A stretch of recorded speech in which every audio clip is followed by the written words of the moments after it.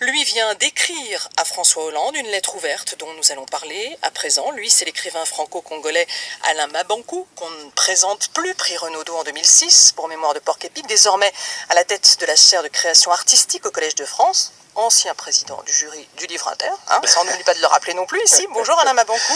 Bonjour, merci de rappeler la littérature. J'ai été président du Livre Inter, c'était un moment excitant. Merci pour ce prix très intéressant. Alors vous venez d'adresser une lettre ouverte à François Hollande suite à la réélection de Denis Sassou Nguesso qui est au pouvoir depuis pratiquement sans discontinuer depuis 1979 au Congo-Brazzaville, réélu après avoir fait modifier la Constitution qui lui interdisait de se représenter.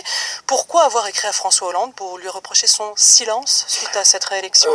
Je pense, il faut être dans l'objectivité. Il y a eu une période de 5 ans pendant lesquelles il n'était pas au pouvoir et que c'était... C'est pour ça que je disais pratiquement sans discontinuer. Voilà, tout à fait. Pas tout à Donc fait. moi je pense, pourquoi avoir écrit une lettre à François Hollande? Je suis un écrivain congolais.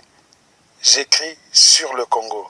Ma littérature parle du Congo. C'est-à-dire le rayonnement qu'on dit que j'ai, ça provient du Congo. Je ne peux pas regarder comme ça mon pays s'étioler, disparaître, faire des élections en cachette pendant 4 jours sans électricité. Lorsqu'il y a une élection qui se passe quelque part, on cherche une certaine reconnaissance de la communauté internationale. Et dans cette communauté internationale, il y a la France. Pourquoi la France? Parce que la France a des liens historiques avec le Congo. Le Congo-Brazzaville a été la capitale de la France libre. Il ne s'agit pas de chercher une certaine validation coloniale. Je sais que le mot validation a fait sauter quelques têtes, non? Le mot, il faut l'entendre dans le sens de la reconnaissance internationale. L'Union européenne a éructé, a touché là-dessus, les Américains et le Parti socialiste a tout de même parlé d'une victoire non crédible, mais pas le gouvernement, pas François Hollande. Non, mais François Hollande non plus n'a pas dit que, voilà, nous reconnaissons ce qui s'est passé là-bas. La reconnaissance ne veut pas dire une validation coloniale.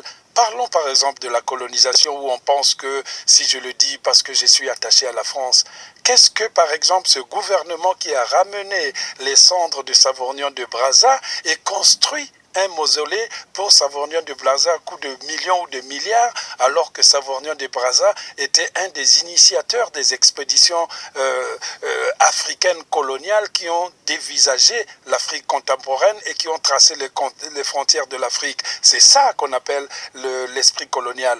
Les paroles de François Hollande, quand il avait dit que le président Denis Sassou Nguesso a le droit de modifier la Constitution, et puis viendra le temps du dialogue, ces paroles ont été affichées sur les établissements publics au Congo comme marquant un certain applaudissement qui alors est du côté de la dépendance à la France. Il ne faut pas se tromper de camp. Le coup de grâce, ce serait que Denis Sassou Nguesso soit reçu à l'Élysée, Alain Mabankou?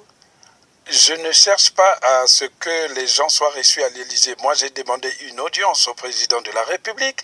Nous sommes dans un pays démocratique. Si je n'étais pas dans un pays démocratique, tout ce que je dirais aujourd'hui, je serais en prison.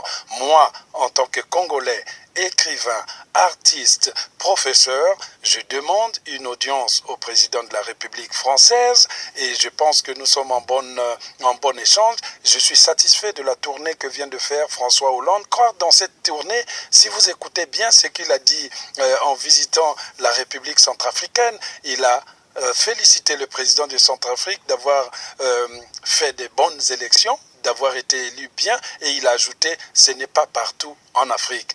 Entendre qui pourra.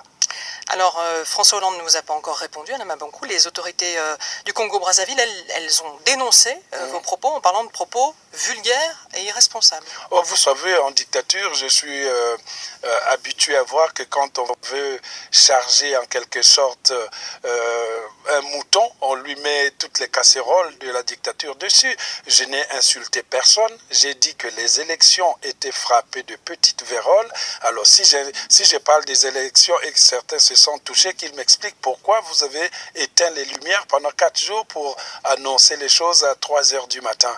Si je sais que je suis dans des élections claires, je n'ai rien à cacher, je le fais. Moi, j'aurais accepté, si le président Sassou Nguesso était élu dans toute clarté, on aurait applaudi. Mais il y a des éléments graves et concordants qui font que cette élection demeure entachée et frappée de petites vérolles. Bientôt, ces élections seront dynamitées d'alcool. C'est important que les Congolais de l'étranger s'expriment comme vous à la main beaucoup, parce que là-bas, les gens ont peur, ils sont fatigués, ils ont peur d'une nouvelle guerre, ils parlent pas. C'est important que la diaspora congolaise s'exprime. Madame, je vous rappellerai par exemple que les plus grands mouvements du monde noir ne viennent pas de l'Afrique. La négritude est née de la rencontre de Césaire Senghor et Damas à Paris, la créolité venant des Antillais, le panafricanisme du côté des Noirs américains. Donc c'est tout à fait normal qu'un pays soit en quelque sorte enthousiasmé par la diaspora. Et quand vous entendez quelques gens qui ont la mémoire courte dire que ils ne votent pas au Congo, mais attendez, le Congo fait partie de ces rares pays en Afrique qui refusent que la diaspora puisse voter. Pourquoi vous refusez que quelqu'un vote et vous vous étonnez qu'il n'ait pas voté? Une dernière question, Alain Maboukou, vous qui êtes juriste de formation. C'est important les actions en justice, comme celle des biens mal acquis qui sont entreprises ici en France? Moi, je pense que quand on a commis une infraction, c'est tout à fait normal que la justice puisse se pencher sur la question.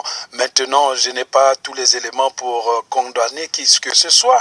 La justice sera faite et j'espère qu'elle ne se fera pas de façon unique ou quoi. C'est une justice, ceux qui seront appelés iront répondre de ce qui se trouve là. Donc je ne suis pas un procureur qui vient à France Inter pour accuser qui que ce soit. Je suis là parce que la jeunesse congolaise m'appelle et me dit que comme on ne peut plus parler, vous parlez en votre nom. Tous les jours, je passe mon temps à lire les lettres de la jeunesse congolaise et je les archive. J'ai bientôt 4 caisses de lettres de jeunes Congolais qui m'écrivent parce que ce sont des lettres qui me permettront d'écrire un jour la vraie histoire de la politique congolaise. Merci beaucoup, Alain. Merci de m'avoir reçu et que la liberté triomphe. Venu aujourd'hui à France Inter et surtout, vous nous tenez au courant si vous allez voir François Hollande? On va se voir. Merci beaucoup à vous.